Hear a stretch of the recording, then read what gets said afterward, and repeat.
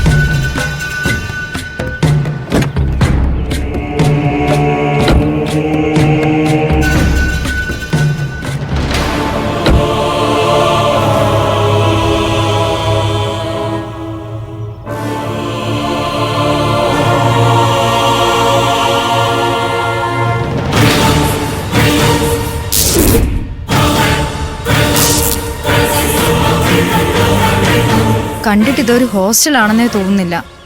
ഒരു ഡ്രാക്കുള ഹൗസിന്റെ ഫീല്. ഓരോരുത്തരുടെയും മനസ്സിന്റെ തോന്നലുകൾ കാഴ്ചപ്പാടിൽ വ്യത്യാസം ഉണ്ടാവും. നമുക്ക് ഓഫീസിലേക്ക് പോകാം.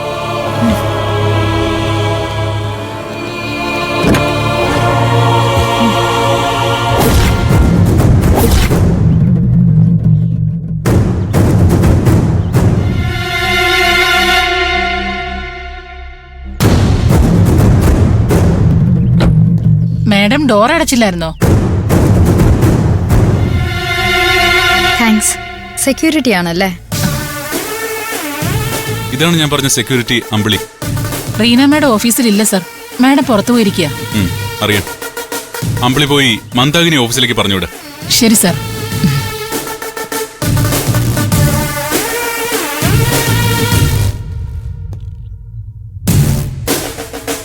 നമ്മൾ രണ്ടുപേരും ഫ്രണ്ട് സീറ്റിലായിരുന്നല്ലോ.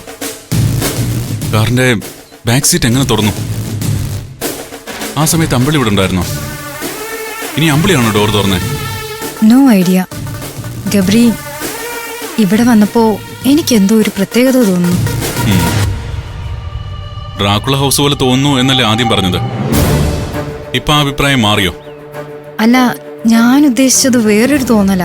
പക്ഷെ അതെനിക്ക് എക്സ്പ്ലെയിൻ ചെയ്യാൻ കഴിയുന്നില്ല. അതെന്താ എക്സ്പ്ലെയിൻ ചെയ്യാൻ കഴിയാത്ത ആ ഒരു തോന്നൽ?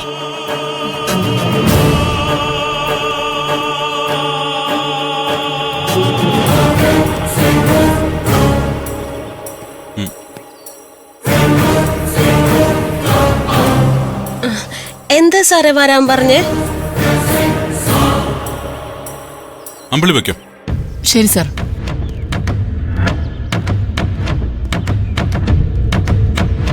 ഇതാരാ? ഈ അവതാരത്ത് മനസ്സിലായില്ലല്ലോ. ഗബ്രിയൽ സാറിന്റെ ഭാര്യയല്ലേ? സാറ് കല്യാണം കഴിച്ചിട്ടില്ലല്ലോ. എമിലി, ഇതാണ് മന്ദാകിനി. ആളെ കണ്ടപ്പോഴേ മനസ്സിലായി. സാറേ, ഇതാരാ? മനസ്സിലായില്ലല്ലോ. ഇത് ഡോക്ടർ എമിലി, സൈക്കാട്രിസ്റ്റാ. എന്ന് വെച്ചാ മനഃശാസ്ത്രജ്ഞ. മനഃശാസ്ത്രജ്ഞയോ? അപ്പോ നമ്മുടെ മനസ്സിലുള്ളതൊക്കെ കണ്ടുപിടിക്കുന്ന ആളാണോ? ആവശ്യമായി വന്നാ പലതും കണ്ടുപിടിക്കേണ്ടി വരും. ഈ എമിലി ഡോക്ടർ എന്റെ മനസ്സിലുള്ള കള്ളത്തരങ്ങൾ കണ്ടുപിടിക്കുമല്ലോ. അധികം മുഖം കൊടുക്കണ്ട. മന്ദാകിനിക്ക് എന്തു പറ്റി? ഒന്നുമില്ല. സാറ് വിളിച്ച കാര്യം പറഞ്ഞില്ലല്ലോ. മന്ദാകിനി ഒരു കമ്പിളി പുതപ്പിന്റെ കാര്യം പറഞ്ഞിട്ടുണ്ടായിരുന്നല്ലോ. ഓ, ആ പുതപ്പിനെ പറ്റി ഒന്നും പറയാതിരിക്കുന്നത് നല്ലത്. അതിനെന്തോ കുഴപ്പമുണ്ട്. പെട്ടിയിൽ അടച്ചു വെച്ചാലേ അത് പുറത്തു വരും. അത് പുറത്തു വന്നത് എങ്ങനെയാന്ന് ആലോചിച്ചിരിക്കുമ്പോ അത് പെട്ടിയിലുണ്ടാകും. അത് വല്ല മാന്ത്രിക കമ്പിളി പുതപ്പാണോന്നാ എന്റെ സംശയം.